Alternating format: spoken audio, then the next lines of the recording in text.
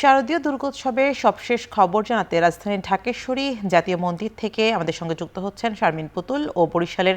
শঙ্কর মঠ পূজা মণ্ডপ থেকে যুক্ত হচ্ছেন সহকর্মী অমিত হাসান। শুরুতেই চলে যাচ্ছি পুতুলের কাছে। পুতুল জানাবেন যে সন্ধ্যায় ষষ্ঠীর কি কি আনুষ্ঠানিকতা রয়েছে এবং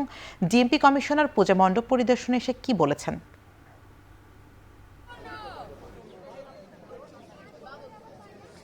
সামনে মহাষষ্ঠী শুরু হয়ে গেছে বিহিত পূজার মধ্য দিয়ে সকালবেলা। তো সারা দিনের পূজা করছেন এবং সন্ধ্যার দিকে দেবী দুর্গাকে বিভিন্ন সাজসজ্জার মধ্য দিয়ে পোশাক এবং অলংকার পরিয়ে কিন্তু সর্বসাধারণের জন্য উন্মুক্ত করে দেওয়া হবে এবং তিথি এবং ক্ষণ দেখেই কিন্তু সাধারণত ষষ্ঠীর যে আবাহন রয়েছেন সেটা সম্পূর্ণ করা হবে এবং দেবী দুর্গার জন্য হচ্ছে আপনার বেল গাছকে দেবী কল্পনা করে কিন্তু তাকে প্রার্থনার মধ্য দিয়েই ভক্তকুলের জন্য আপনার প্রার্থনা করা হবে যাতে দেবী জেগে ওঠেন এবং তিনি কৈলাস থেকে মর্তলোকে এসেছেন এবং মর্তলোকে এসে ভক্তকুলের যে যারা রয়েছেন তাদের সর্বসাধারণের জন্য তিনি দেবী দুর্গা কল্পনারূপে আরাধনা করা হবে এবং দেবী দুর্গাকে জাগিয়ে তোলা হবে প্রার্থনার মধ্য দিয়ে এবং বোধন পূজায় শিব, দুর্গা, নারায়ণ ও কুল দেবতাদের উদ্দেশ্যে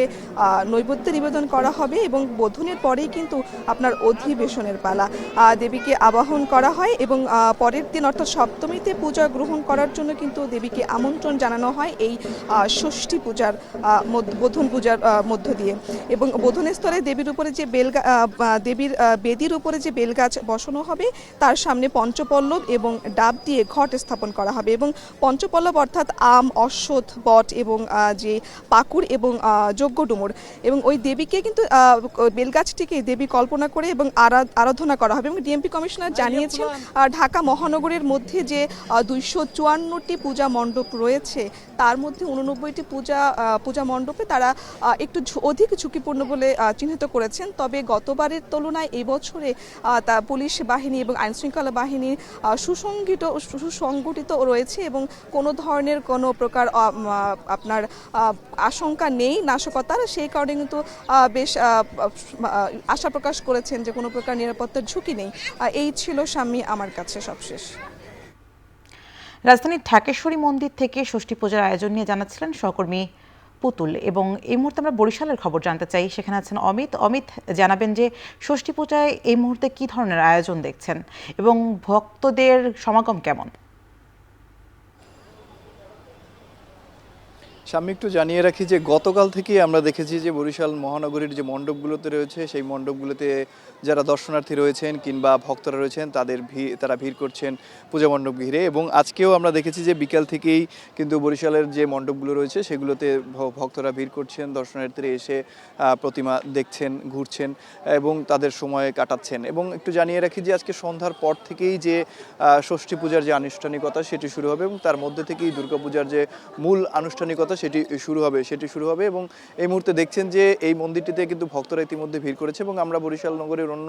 বেশ কয়েকটি মন্দিরে ঘুরেছি, সেখানেও আমরা দেখেছি যে পূজার যে প্রস্তুতি সেটি কিন্তু তারা নিচ্ছেন এবং সন্ধ্যার পরপরই বিশেষ করে 7টা নাগাদ বেশ কিছু মন্দিরেই কিন্তু ষষ্ঠী পূজার যে আনুষ্ঠানিকতা কিংবা পূজার যে আচার ব্যবহার সেগুলো কিন্তু শুরু হবে এবং এই মুহূর্তে বরিশাল নগরের শঙ্কর মঠ এলাকায় রয়েছি। শঙ্কর মঠ মণ্ডপে আমরা দেখেছি যে দর্শনার্থীরা কিন্তু আসছেন, তারা তাদের যে পরিবার পরিজন তাদেরকে নিয়ে আসছেন এবং ঘুরে বেড়াচ্ছেন এবং এই মন্দিরটিতে কিন্তু আলোকসজ্জাও করা হয়েছে। বিশেষ করে বরিশাল মহানগরী জুড়েই কিন্তু প্রচুর পরিমাণে এবার আলোকসজ্জা করা হয়েছে, যেগুলো দেখতে মানুষ বের হচ্ছেন, ঘুরছেন এবং যারা দর্শনার্থী কিংবা ভক্তরা রয়েছেন তারা বলছেন যে নিরাপদে খুব সুন্দর সুষ্ঠুভাবে এবারের দুর্গাপুজো অনুষ্ঠিত হবে এমন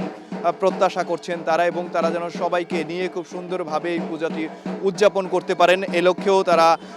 ভালোভাবে পূজা উদযাপন কিংবা নিরাপত্তা জোরদার করার দাবি জানিয়েছেন। এবং সকাল থেকে আমরা দেখেছি যে বরিশালের যে পূজা মণ্ডপগুলো রয়েছে সেগুলোতে আইন শৃঙ্খলা বাহিনীর বেশ তৎপরতা রয়েছে, বিশেষ করে আনসার বাহিনীর সদস্যরা তারা কিন্তু এখানে থাকছেন। এছাড়া পুলিশ, র্যাব এবং সেনাবাহিনীর সদস্যরা প্রতিনিয়তই কিন্তু টহল দিচ্ছেন এবং যে মন্ডপগুলো রয়েছে সেগুলো ঘুরে দেখছেন, যাতে আইন শৃঙ্খলা বাহিনী ঠিকঠাক থাকে সে কারণে। এবং এই মন্দিরটি শুধু নয়, বরিশালের যে মণ্ডপগুলো রয়েছে সেগুলো কিন্তু খুব সুন্দরভাবে সুসজ্জিতভাবে সাজানো হয়েছে এবং প্রতিমাগুলোকেও কিন্তু আলাদাভাবে একটি সাজানো সুসজ্জিত করা হয়েছে। সব মিলে বলা যায় বরিশালে উৎসব মুখর পরিবেশে এবার অনুষ্ঠিত হচ্ছে শারদীয় দুর্গাপূজা। বরিশাল থেকে এই ছিল আমার কাছে সর্বশেষ। আমি শারদীয় দুর্গোৎসবে ষষ্ঠী পূজার আয়োজন নিয়ে আমাদের সঙ্গে যুক্ত ছিলেন সহকর্মী শারমিন পুতুল এবং বরিশাল থেকে যুক্ত ছিলেন অমিত হাসান।